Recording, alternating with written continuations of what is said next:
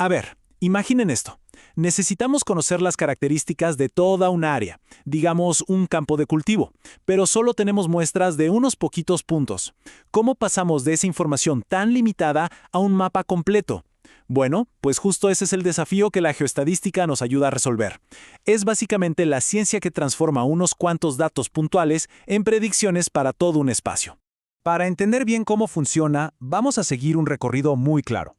Primero, veremos el desafío de mapear lo desconocido. Luego, seguiremos 4 pasos clave: explorar los datos, analizar su estructura espacial, hacer una predicción con una técnica llamada kriging y finalmente, crear el mapa y ver qué tan confiable es. Cerraremos viendo dónde se aplica todo esto. Muy bien, entremos en materia. El problema fundamental que aborda la geoestadística es precisamente este. Tenemos información de solo algunos lugares, pero necesitamos una visión completa de un fenómeno que se extiende por toda un área.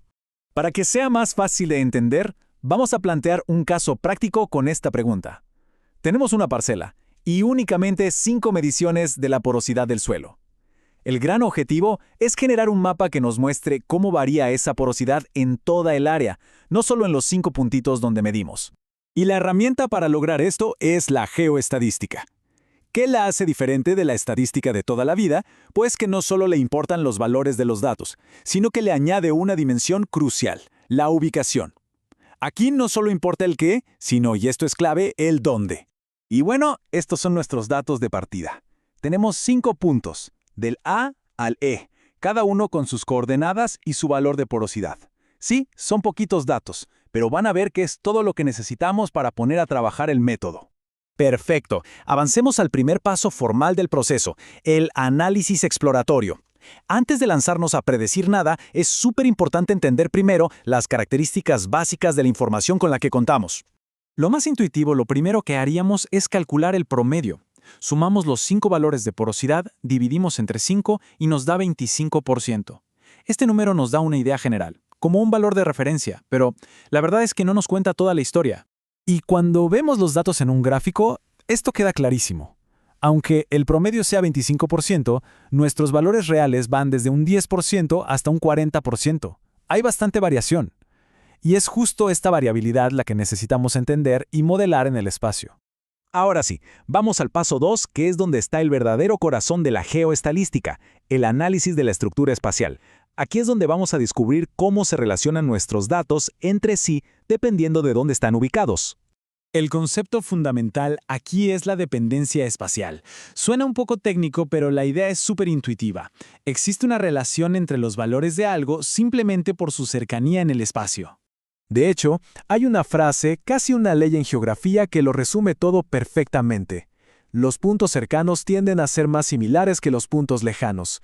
Es una idea de continuidad, y es lo que vamos a medir. Comprobémoslo con nuestro ejemplo. Si comparamos los puntos A y E, que están bastante cerca, la diferencia en su porosidad es del 15%. Ahora comparemos el punto A con el D, que están en esquinas opuestas. La diferencia se dispara al 30%. ¿Ven? Esto no es casualidad, es la estructura espacial en acción. Bueno, pues esta relación entre la distancia y la diferencia en los valores se puede modelar con matemáticas. La herramienta clave para esto es el variograma, que en esencia es un gráfico que nos muestra cómo la diferencia entre los puntos va aumentando a medida que se alejen. Una vez que ya tenemos modelado ese patrón espacial, podemos usarlo. Y con esto pasamos al paso 3, la predicción con kriging. Esta es la técnica que nos va a permitir hacer estimaciones para cualquier lugar de la parcela, incluso donde no tenemos ni una sola muestra. El kriging es un tipo de interpolación, pero ojo, es mucho más que un simple promedio. Es un promedio ponderado, donde los pesos se asignan de forma inteligente, usando justo esa estructura espacial que acabamos de descubrir. Por eso se le considera el método estadísticamente más preciso para este tipo de estimaciones. Veamos cómo funciona en la práctica. Si queremos estimar la porosidad en un punto nuevo, por ejemplo en las coordenadas 50-25, el kriging le va a dar un peso a cada una de nuestras muestras. El punto E, que es el más cercano, se lleva el peso más grande, 0.60. En cambio, los más lejanos, como el C y el D, reciben un peso chiquito de 0.05. La lógica es simple: cuanto más cerca, más influencia tienes. Y la operación es súper directa. Multiplicamos el valor de porosidad de cada muestra por el peso que le asignamos y sumamos todos los resultados. En este caso, nuestra mejor estimación para ese punto desconocido es de una porosidad del 24.0%. Ya sabemos cómo estimar un solo punto, pero el objetivo final es tener un mapa completo. Esto nos lleva derechito al paso 4, repetir este proceso para toda el área y, claro, visualizar los resultados. Aquí es donde todo el trabajo que hicimos cobra vida. Y este es el gran resultado. Al repetir el proceso de kriging miles de veces para cada pequeño cuadrito o píxel de nuestra parcela, transformamos esos 5 puntos iniciales en un mapa continuo y detallado.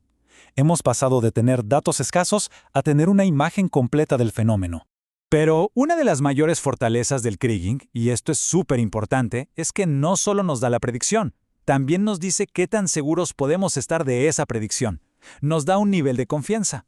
Esto lo hace a través de un mapa de varianza de la predicción. Este segundo mapa nos muestra la incertidumbre. Las zonas que están cerca de nuestros puntos de muestra van a tener un error bajo, mientras que las áreas más lejanas, como las esquinas, van a mostrar una mayor varianza, lo que nos indica que la estimación ahí es menos segura. Ya para cerrar, conectemos todo esto con sus aplicaciones prácticas. ¿Por qué es tan útil este proceso en la vida real, en campos tan distintos como la minería, el medio ambiente o la agricultura?